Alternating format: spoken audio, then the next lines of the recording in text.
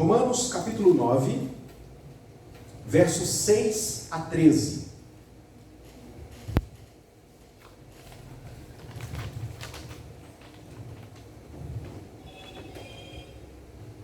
Alô? Romanos 9, 6 a 13. A rejeição de Israel não é incompatível com as promessas de Deus. E não pensemos que a palavra de Deus haja falhado, porque nem todos os de Israel são de fato israelitas. Nem por serem descendentes de Abraão são todos filhos, mas em Isaque será chamada a tua descendência. Isto é, estes filhos de Deus não são propriamente os da carne, mas devem ser considerados como descendência os filhos da promessa. Porque a palavra da promessa é esta: por esse tempo virei e Sara terá um filho. E não ela somente, mas também Rebeca, ao conceber de um só Isaque, nosso pai. E não ainda eram os gêmeos nascidos, nem tinham praticado bem ou mal, para que o propósito de Deus quanto à eleição prevalecesse, não por obras, mas por aquele que chama.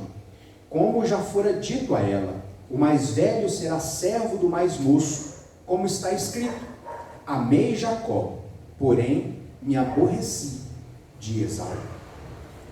Muito bem, meus irmãos, como nós temos dito, nós acabamos de iniciar a nossa jornada naquela que pode ser conhecida como a quarta parte da carta de Paulo aos Romanos.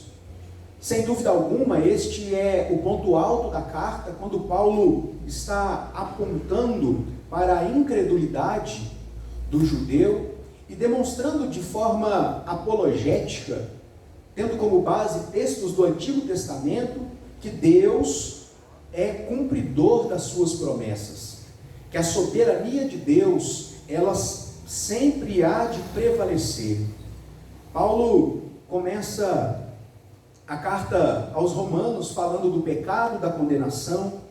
Depois ele fala da justificação e como Deus salva o ser humano. Na sequência, como resultado desta justificação, Paulo fala de santificação. Agora, na quarta parte, no capítulo 9, Paulo se dedica a falar a respeito da incredulidade do povo judeu. Porque a questão aqui, meus irmãos, Paulo levanta ou ele antecipa possíveis dúvidas que poderiam ser geradas no coração daqueles irmãos. Porque se por um lado Deus prometera salvar o seu povo, e aqui o povo judeu, em Abraão, parecia ou poderia parecer na mente de muitos irmãos que as promessas de Deus haviam falhado. Haja vista, muitos judeus não receberam Jesus como o enviado de Deus, o ungido de Deus, o escolhido de Deus para a salvação. Para a maioria dos judeus, Jesus não foi, como ainda não é, o Messias enviado da parte de Deus. Então Paulo se antecipa a questionamentos como esse, e o capítulo 9, ele dedica-se a explicar exatamente por que razão Deus não falhou no cumprimento de suas promessas. E é exatamente disso que trata o capítulo 6, ou o verso 6 em diante, que nós acabamos de ver. A rejeição de Israel, o fato do povo judeu, o povo que nasceu em Abraão, ter rejeitado Jesus, não significa que Deus falhou nas suas promessas. Então eu gostaria de chamar a sua atenção. Paulo, ele usa nesse texto três argumentos. Paulo presbiteriano, né? Três argumentos. Paulo explica por que as promessas de Deus não falharam, embora muitos judeus não reconheçam Jesus como o seu Salvador. E eu acompanho, e eu peço que você acompanhe aqui a leitura e a exposição verso a verso, porque assim, na opinião de muitos teólogos, o capítulo 9, ele é para o arminiano como a criptonita para o super-homem. O capítulo 9 de Romanos é especialmente importante quando nós falamos a respeito da doutrina da eleição. Porque Paulo começa explicando porque Deus não falha em salvar alguns e não salvar todos. Depois, Paulo, nós veremos isso na semana que vem, Paulo afirma que o fato de Deus escolher um e não escolher outros não faz Deus um Deus injusto. E segundo, na frente, na sequência, como terceira parte, nós veremos na outra semana, Paulo trata da soberania de Deus. Isto é, por que nós não podemos contender com Deus? Por que a gente não pode chegar e pedir explicações para Deus porque Ele escolheu o Dudu e não escolheu a Mariazinha, fulana de tal? Por que Deus fez isso? Paulo trata de todas essas questões ao falar da soberania de Deus. Então, irmãos, como eu disse, o capítulo 9 é muito importante, mas é um texto muito direto, que mexe com a gente. E se porventura até agora você tem alguma dificuldade com a doutrina da eleição, com a predestinação, é uma boa ocasião para se aprofundar nesses estudos. Havendo dúvidas, pergunte, e nós teremos prazer em explicar e discutir e conversar sobre o assunto, tá bom? Então vamos lá. Verso 6, Paulo começa dizendo o seguinte: não pensemos que a palavra de Deus haja falhado, porque nem todos os de Israel são de fato israelitas. Como eu disse, Paulo está se antecipando, como se alguém pudesse questionar lá no coração, mas peraí, então Deus falhou, porque Deus não salvou o seu povo? Por que Deus então prometeu em Abraão abençoar as famílias da terra, se muitos dos nossos irmãos estão perecendo? E aí Paulo traz uma compreensão muito importante a respeito de etnia e indivíduos que formam o povo. E é interessante o jogo de palavras que Paulo se utiliza aqui para fazer uma definição mais exata dessas duas palavras. Uma hora Paulo se refere aos israelitas como nação, como a etnia, o povo de Israel. Outra hora Paulo trata Israel como sendo indivíduos que ele separou, e não um povo, uma etnia. Eu convido você a prestar essa atenção. Paulo diz assim, Deus não falhou de jeito nenhum, porque nem todos de Israel são de fato israelitas. Então o que Paulo está querendo dizer é o seguinte: olha, irmãos, as promessas de Deus não falharam, porque aqueles que Deus quis salvar, aqueles que creram nas promessas de Deus, estes Deus salvou. Não é pelo fato de serem descendentes consanguíneos de Abraão que faz de alguém salvo. Aqueles que são de Israel, nem todos são de fato israelitas. E aqui a gente tem já a primeira definição que precisa ser dada. Quando Paulo fala aqui, nem todos são de Israel, ele está se referindo a Israel como nação, como as 12 tribos que vieram de Jacó, que vieram de Isaac e que vieram de Abraão. Israel, a nação, as 12 tribos. E quando ele refere-se a israelitas, Paulo não está tratando de Israel enquanto nação, está tratando de indivíduos que compõem o seu povo, os escolhidos. Dentro da teologia reformada, muitos teólogos, sistematas, eles tratam esta divisão, hoje de forma contemporânea, já na nova aliança, como sendo a igreja visível e a igreja invisível. O que isso significa dizer? Isso se aplica a esse texto. O que Paulo está dizendo é o seguinte, às vezes a gente fica meio chocado, né?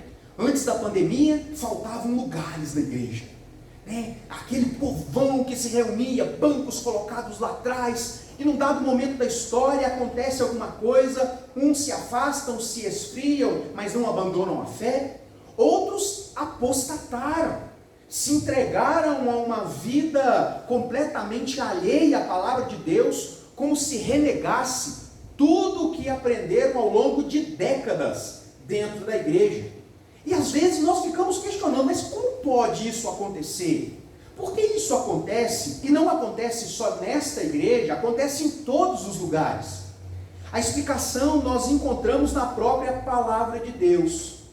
Nem todos os que são de Israel, e aí a gente pode fazer uma paráfrase aqui, nem todos os que são da igreja visível, todos aqueles que mesmo que tenham sido batizados, tenham feito profissão de fé, que fazem parte de uma igreja visível, nós que enxergamos uns aos outros, são de fato salvos em Cristo Jesus. Infelizmente existem muitas pessoas que foram convencidas de que o cristianismo é uma coisa boa, porque preza pela família, pelos princípios, pela preservação da vida, pela harmonia nos relacionamentos. E embora eles desfrutem destas bênçãos da comunhão, irmãos, porque, pensa bem, viver no meio de crente, fazer atividade, é coisa boa. Imagine os almoços que a gente promove, as reuniões de oração, quando nós oramos uns pelos outros, os cultos, quando cantamos juntos, a gente não vê ninguém falando palavrão, a gente não vê ninguém, sabe, ofendendo as outras pessoas, isso é muito bom. No entanto, irmãos, isso não significa que todos aqueles que fazem parte da igreja visível, eles são de fato pessoas convertidas a Jesus. É interessante quando nós olhamos para a parábola do joio e do trigo. Parece trigo, está no meio do trigo, tem o mesmo tamanho do trigo, é confundido com trigo, mas é o quê? É joio. Então o que Paulo está tratando aqui é o seguinte: Deus não falhou. Por que ele não falhou? Em não salvar todos, o da etnia do povo de Israel. Porque Deus não se propôs a salvar todos. Na sequência Paulo explica. Por que Deus não fez isso? Na semana que vem a gente trata desse assunto. Hoje, por enquanto, só essa definição. Deus não quis salvar todos, Ele quis salvar alguns. E todos que Deus quis salvar, Ele de fato salvou. Jesus não morreu na cruz em vão. Porque pense comigo, se Jesus tivesse morrido por todos os israelitas, por todas as pessoas da terra, e muitos se perdessem, Jesus teria morrido em vão por muitas pessoas. Sangue precioso de Jesus teria sido derramado em vão, desperdiçado por muitas pessoas que se perderam. E Paulo está dizendo o seguinte: de jeito nenhum. É verdade, muitos israelitas não creram e nunca vão crer, porque embora eles sejam da descendência física, sanguínea de Abraão, eles não são de fato israelitas. Embora eles façam parte de um povo reconhecidamente de Deus, eles não são de fato no coração de Deus. Você quer ver como é que Paulo, ele não começa esse assunto no capítulo 9? Paulo já havia falado disso quando ele fala do selo da aliança. Volte um pouquinho a sua Bíblia, lá no capítulo 2, versos 28 e 29. Paulo já estava tratando desse assunto quando ele falou do verdadeiro israelita. E aqui no capítulo 2, verdadeiro israelita é exatamente no mesmo sentido que Paulo está tratando lá no capítulo 9. Verdadeiro israelita não é aquele que foi circuncidado no prepúcio no 8º dia, fisicamente, mas aquele que o foi dentro do coração. Olha o que Paulo diz, versos 28 e 29. Porque não é judeu o que apenas exteriormente, o que é apenas exteriormente, nem é circuncisão o que é somente na carne. Ou seja, não é porque é judeu que está salvo. E esse era o pensamento corrente do judeu. Ou seja, eu sou do povo de Deus, logo as promessas de Deus se aplicam à minha vida. Quando na verdade sempre foi por fé. Por que Abraão foi imputado? O que foi imputado a Abraão por justiça? Por causa do quê? Por causa da fé. Porque Abraão creu nas promessas de Deus e isso lhe foi imputado para a justiça. E ele continua, no verso 29, capítulo 2. Porém, judeu é aquele que o é interiormente, e circuncisão a que é do coração no espírito, não segundo a letra, e cujo louvor não procede de homens, mas de Deus. Então, a gente percebe que Paulo já estava tratando a respeito de que, na verdade, o estereótipo de homens e mulheres de Deus, de nada adianta para o próprio Deus. Os fatos externos, como foi no Antigo Testamento, a circuncisão, um sinal, um selo da aliança, a circuncisão em si não garantia a salvação, mas ela representava algo. O quê? A fé no coração. E é exatamente este o sentido no Novo Testamento. O que é o batismo para nós? O batismo não salva absolutamente ninguém. O batismo é um ritual, um símbolo exterior, um meio de graça externo, que representa algo que aconteceu internamente. Assim como no Antigo Testamento a circuncisão alcançava a criança ao 8º dia pela fé dos pais, no Novo Testamento o batismo alcança as crianças, porque somos aliancistas, alcança as crianças pela fé dos pais. Mas o batismo não confere salvação, porque quando crescer, essas crianças terão que manifestar a sua fé. Eu estava aqui mais cedo falando, né? Que alegria que dá quando a gente vê jovens se dedicando ao Senhor. A gente viu o Mateus ali tocando para a glória de Deus, isso é muito bom. Mas o fato de pertencer ao ministério de música da igreja não faz de você um israelita, um povo de Deus. É necessário que Deus, antes disso, tenha tocado no seu coração, que você receba Jesus no seu coração, assim como cada um de nós. Então este é o argumento de Paulo. Não, Deus não falhou. Ele salvou todos que ele quis salvar. Isso não significa salvar todas as pessoas indistintamente. Quer um exemplo disso? A gente vive hoje, não sei se vocês viram, uma pessoa muito famosa que foi batizada, foi recebida numa igreja de evangelho inclusivo, uma igreja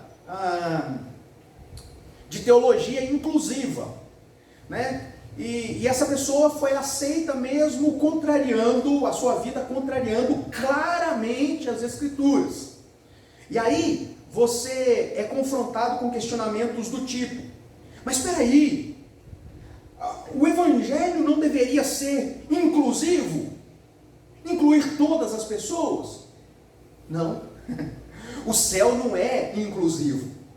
O céu é exclusivo.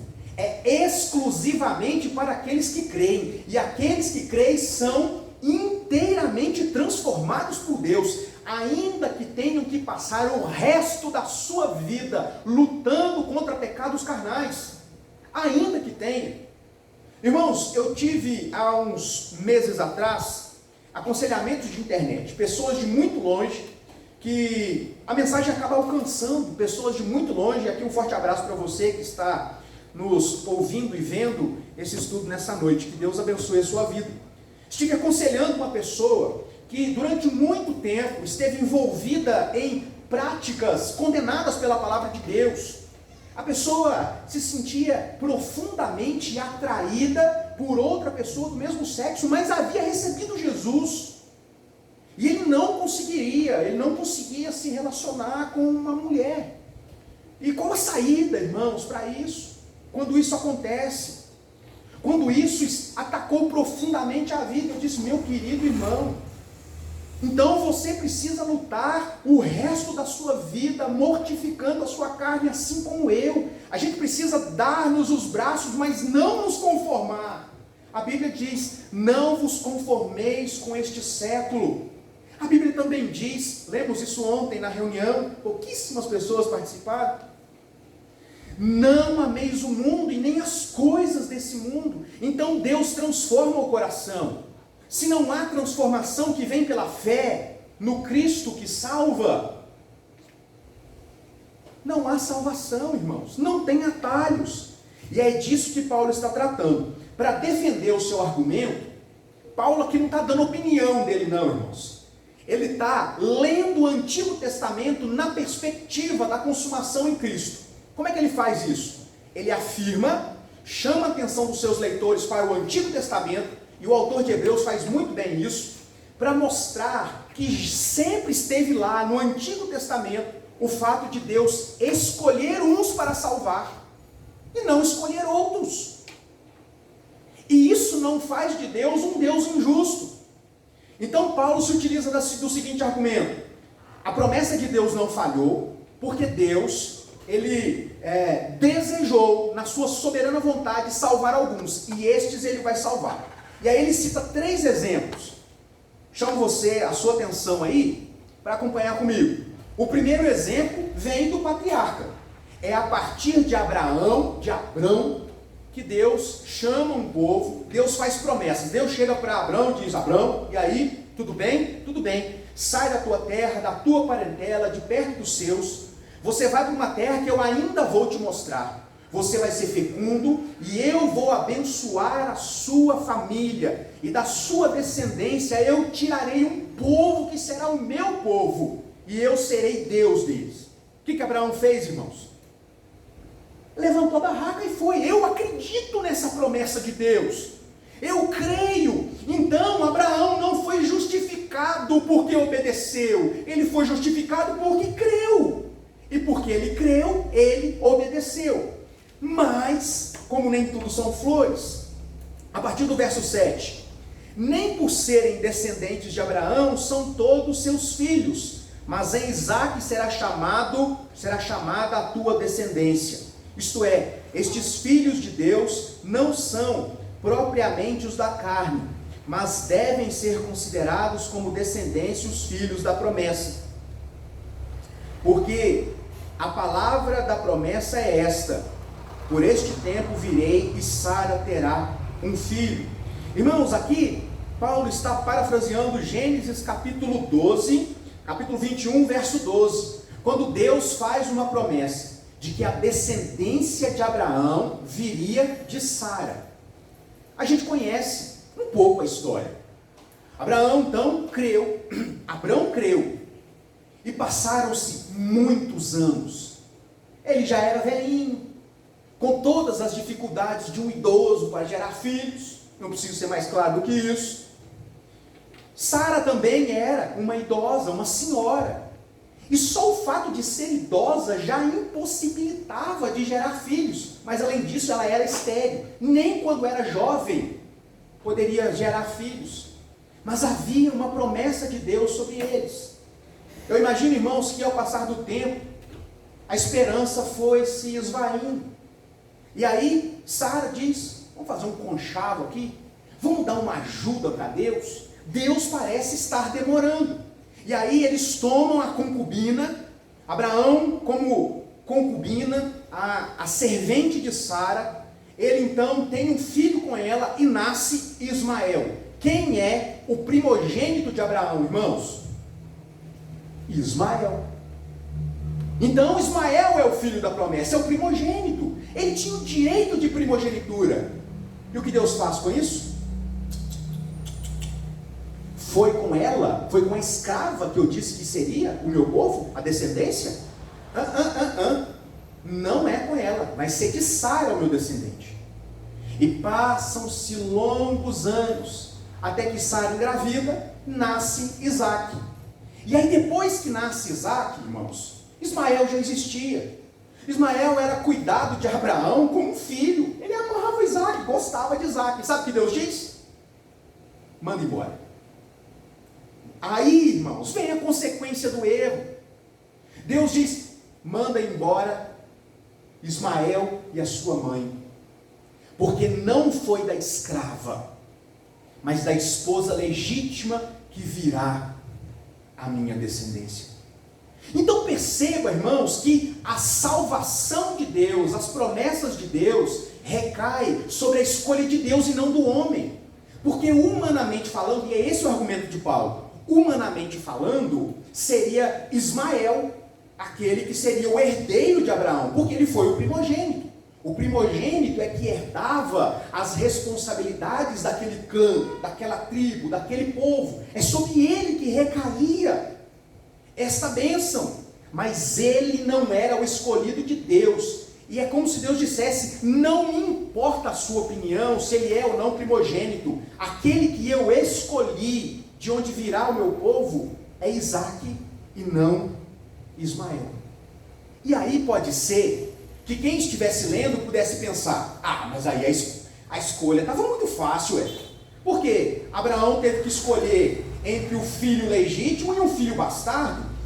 Mas aí Paulo se utiliza de um segundo argumento. Acompanha comigo. Ele vai, verso 10. E não ela somente, mas também Rebeca. E não ela aqui refere-se a Sara. E agora falando assim, não apenas Sara, mas também Rebeca. Ao conceber de um só Isaque, nosso pai. Então, irmãos, olha, veja bem o que está acontecendo aqui. Primeiro, Paulo usa o argumento de que ele escolheu o não primogênito, para mostrar que, embora a tradição dissesse, embora o costume recaísse sobre o primogênito, sempre prevalece a escolha de Deus. Mas por que Deus escolheu Isaque e não o outro? Porque ele quis, e a gente vai ver isso na semana que vem. E aí, depois de citar Sara, que teve ali um relacionamento difícil, porque os dois, era um filho legítimo e outro filho bastardo. Ele então cita um caso de filhos legítimos, gerados de Rebeca. Irmãos, pense comigo. Isaque casa com Rebeca. Oh, que história bonita de amor dos dois. Toda aquela trama de vai, conhece, aquela coisa, e eles se casam. Rebeca fica grávida, irmãos? Fica não? Não fica. E passa um ano, nada. Passa 2 anos, nada. Passam-se 10 anos, uma década de casamento. Precisava ter um filho. A herança tinha que vir de Rebeca. Nada. 15 anos, nada. E Isaque orando ao Senhor, dá-me filhos. 20 anos foi o tempo de espera de Isaque e Rebeca, para que ela então concebesse os gêmeos. Acompanhe comigo a leitura. Verso 11. E ainda não eram os gêmeos nascidos, nem tinham praticado o bem ou o mal, para que se cumprisse o propósito de Deus quanto à eleição prevalecesse, não por obras, mas por aquele que chama. Como já fora dito, o mais velho será servo do mais moço. Texto correlato, Gênesis 18, verso 10. Então, irmãos, Paulo então aponta para Rebeca e diz o seguinte: você quer ver como o que prevalece é a vontade de Deus? Então Rebeca, esposa legítima, tem 2 filhos com seu marido legítimo, Isaque, o filho da promessa. Então, da descendência de Rebeca viria então a continuidade do povo de Deus. Mas ela está grávida de gêmeos. E o texto lá de Gênesis é interessante, porque Rebeca estava grávida de gêmeos. Imagina, gêmeos, 2 papulizinhos lá dentro. Imagina o imbróglio que estava na barriga. E estava mexendo demais. Imagina, eu lembro quando o Mateus sempre mexeu muito. E a barriga da Fernanda deformava, virava de um lado só. Parecia assim, olha, passando o pé, a mão, aquilo me dava um pavor. A Rebeca estava com 2. E os moleques estavam tretando lá dentro da barriga. E Deus então, lá em Gênesis, diz o seguinte: ó Rebeca, é o seguinte, a briga está feia aí. Mas sabe o que vai acontecer? O mais velho vai servir o mais moço. Sabe o que isso significa, irmãos? É Deus contrariando a cultura e os costumes. É Deus contrariando a lei que regia a sociedade daquele tempo, do patriarcado, onde o primogênito era o responsável, era o recebedor da bênção especial. Morreu o patriarca, o primogênito então se torna automaticamente o comandante de tudo. Ele recebe uma bênção do pai, uma bênção de Deus vinda pelo pai, e a autoridade sobre o clã. E aí Deus inverte. O mais velho servirá ao mais moço. E aí o que acontece, irmãos? Os meninos nascem. Quem nasce primeiro? Esaú, um ursinho de pelúcia. O texto fala que ele era assim, todo cabeludão. E ele nasceu então, primeiro. Então Esaú é o primogênito do filho da promessa.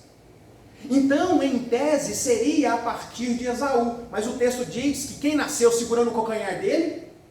Jacó disse: vem aqui, você não sai não. O texto diz, irmãos, que Jacó nasceu garrado no pé de Esaú. Sabe quando nasce um? Aí na hora que puxar, não, mas tem mais um, peraí. Estava lá, Jacó estava segurando o pé de Esaú. Então, a primogenitura era de Esaú. A gente conhece a história, a gente sabe de toda a trama de Jacó, para dar uma surrupiada naquilo ali.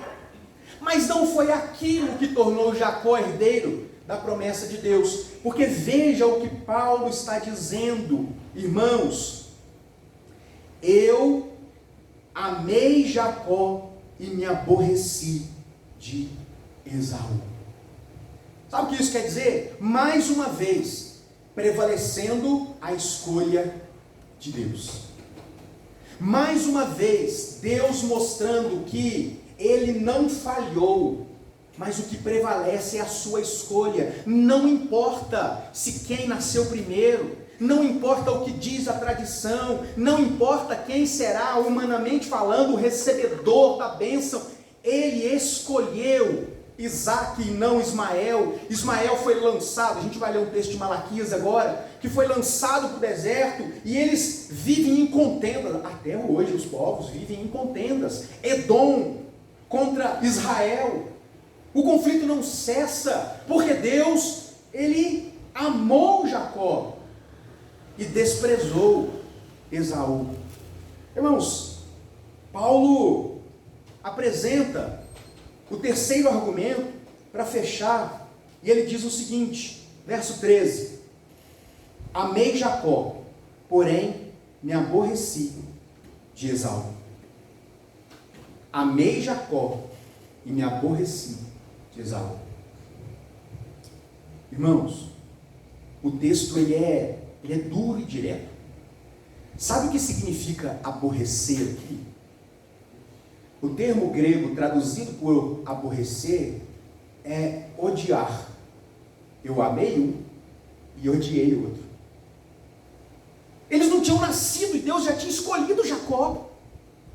Eles não fizeram nada de certo ou errado para que prevalecesse o decreto da eleição, ou seja, não importa, eu escolho antes da fundação do mundo aqueles a quem eu vou salvar. E o ódio de Deus não significa Deus fazer o mal, mas Deus privar as pessoas do seu bem, da sua graça especial.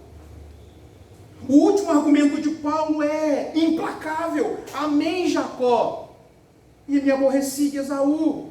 Eu privei Esaú da minha graça especial. O coração de Esaú nunca será meu, porque não tocarei no seu espírito. Ele ficará como ele sempre esteve, longe de mim. Vamos abrir lá, Malaquias capítulo 1, versos 2 e 3. Mateus, Malaquias é profeta maior ou menor? Menor. Aonde fica Malaquias, irmãos? Nossa, é profeta menor, é difícil de achar. Acha Mateus, vira uma página, aí você chega. É o último livro do Antigo Testamento, antes do período de silêncio. Malaquias, capítulo 1.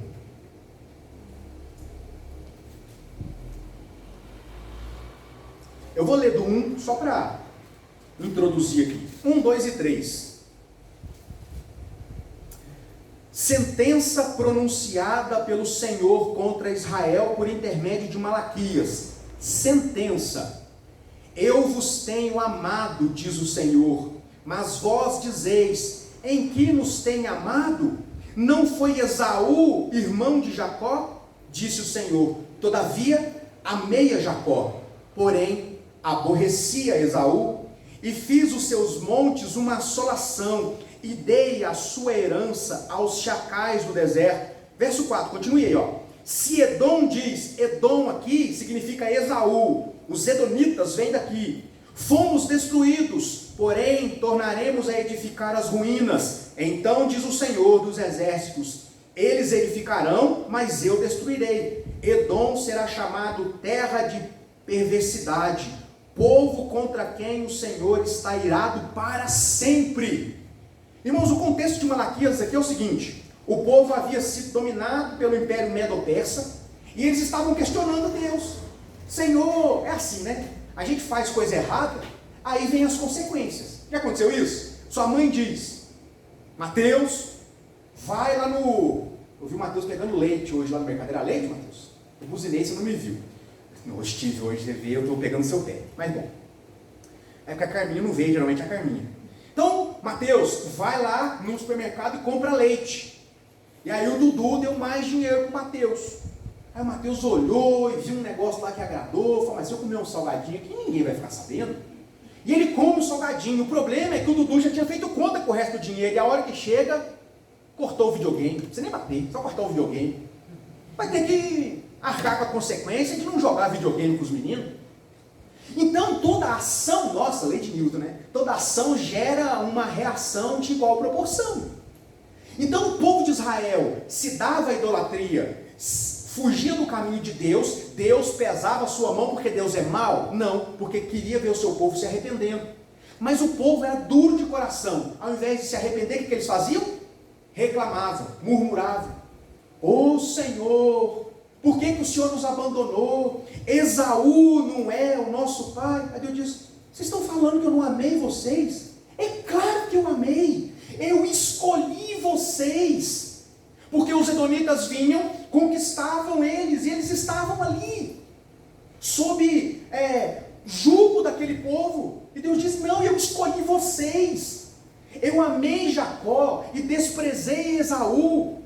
Eu entreguei as descendências deles aos chacais do deserto. Eu me pronunciei em favor de vocês. Eu amo vocês. E mais, se Edom reconstruir as cidades arruinadas, Edom aqui, da descendência de Ismael, eu vou destruir de novo, porque eles são um povo inteiramente direto, constantemente, para sempre debaixo da ira de Deus. Irmãos, quem está debaixo da ira de Deus? Aqueles que não foram justificados por fé, que nunca creram. Deus decidiu salvar a descendência de Jacó e deixou, a gente vai tratar disso na semana que vem, e Deus deixou descendência de Esaú do jeito que estavam, perdidos, carentes de um Messias, mas porque não creram, não podem ser salvos, e por isso eles são responsáveis pela descrença. Paulo, então, meus irmãos, está concluindo esta sessão aqui do capítulo 9, falando justamente que a vontade de Deus sempre prevalece, independentemente dos arranjos humanos, que é Deus quem escolhe aqueles a quem Ele quer salvar, como está escrito: amei a Jacó, porém me aborreci de Esaú.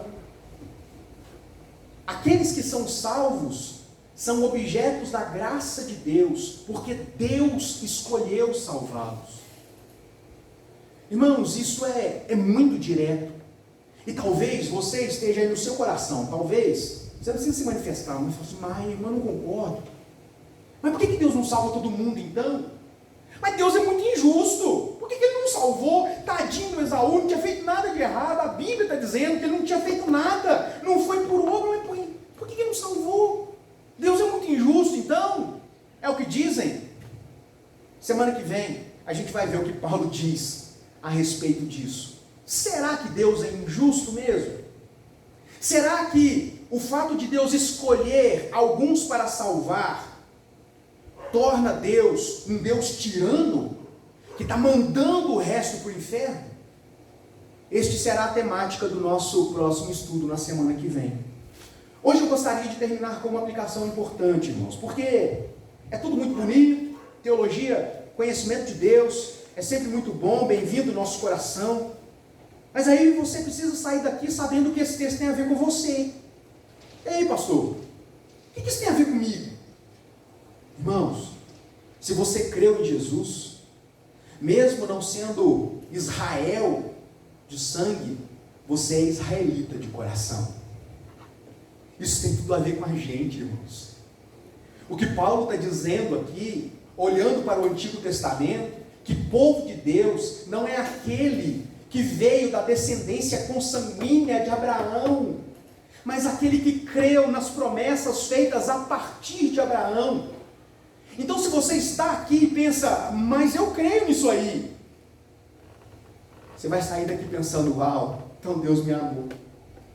Então, os textos que versam da exclusividade, da graça especial de Deus, foram escritas por minha causa também, no sentido de que eu sou o objeto deste amor de Deus. Foi por mim que Jesus morreu. Deus desejou nos salvar antes que eu existisse. Isso não faz de nós melhores do que os outros. Não, irmãos, nós não somos assim, uau, eu sou especial, eu sou a última bolachinha do pacote, o centro do coração de Deus. Não!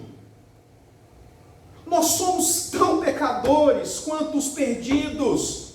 O fato de Deus nos alcançar não demonstra a nossa bondade, mas a graça de Deus que se manifesta em salvar pecadores.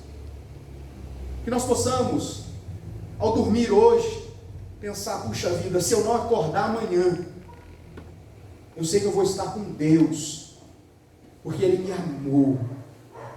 E aqui, quando Deus fala, eu amei Jacó e me aborreci de Esaú, Deus está dizendo, porque eu amei você e me aborreci de outros, mas eu amei você.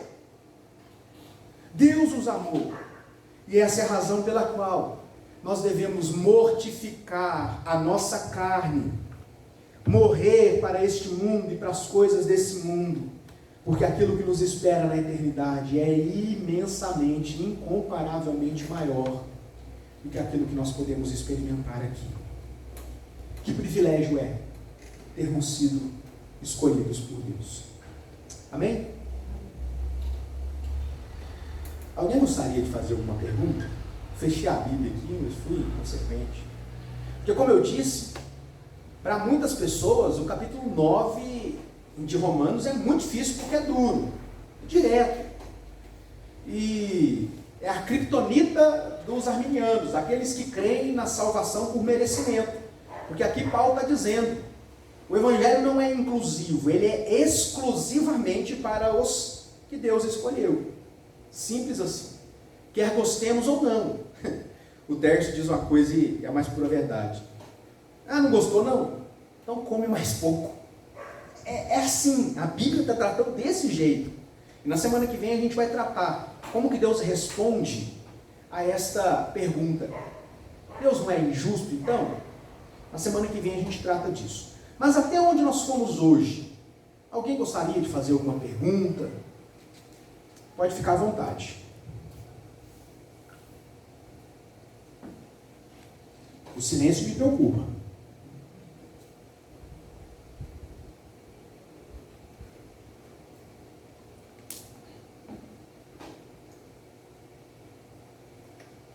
Bom, na semana que vem nós continuaremos, e a proposta de Paulo agora é explicar por que Deus não é injusto, por ter escolhido Dudu e não ter escolhido a Mariazinha, o Joãozinho, outra pessoa que está perdido e continuará perdido. E por que a gente, sabendo disso, precisa continuar evangelizando? Precisa continuar pregando? Se Deus escolheu, por que a gente prega? A gente vai tratar disso na semana que vem. E eu espero ter você aqui para que estas coisas fiquem cada vez mais claras no nosso coração. Amém? Vamos orar? Convido você que pode a se colocar de pé, você que não está com criança no colo, se colocar de pé, para nós orarmos ao Senhor, agradecendo por esse amor, irmãos, por esse amor. E se porventura, eu tenho dito isso para os adolescentes, falei para o Steve, agora eu falo para o Mateus, você não vai para o céu por causa da fé da sua mãe, do seu pai, você precisa ter um encontro com Jesus, assim como cada um de nós. É só assim que nós, de fato, nos tornamos ou somos transformados em israelitas no sentido de sermos um povo de Deus, indivíduos que Deus escolheu do Israel antigo, consanguíneos de Abraão, e do Israel celestial, da igreja de Deus espalhada pela face da terra em todos os tempos. Deus querido, nós te agradecemos por seu amor, te agradecemos por seu cuidado, por tua graça que nos alcança, nos convence, ó Deus, do nosso pecado, da necessidade que temos de buscar ao Senhor e de depender exclusivamente de Cristo para a nossa salvação. Obrigado, ó Deus, porque embora não houvesse e não há mérito em nós, o Senhor nos escolheu para a salvação. Obrigado, ó Deus, porque sempre dependeu do Senhor. Obrigado, ó Deus, porque o Senhor escreve, ó Deus, o curso da história. Obrigado porque o Senhor se revela a nós. Te agradecemos por este amor que nos alcança, que nos constrange, que muda a nossa vida, que nos dá uma nova visão deste mundo, ó Deus, e uma visão do mundo por vir. Obrigado por tudo isso. Que a bênção do Senhor seja sobre a vida dos meus irmãos, que possamos, ó Deus, ao regressar aos nossos lares, ter a paz do Senhor, que excede todo entendimento, e a tranquilidade de sabermos que somos amados do Senhor, queridos do Senhor, e por isso, ó Deus, nós podemos descansar nas tuas promessas. Muito obrigado por seu amor. Em Cristo Jesus nós oramos agradecidos. Amém. Deus te abençoe. Uma ótima quinta-feira para todos, em nome de Jesus.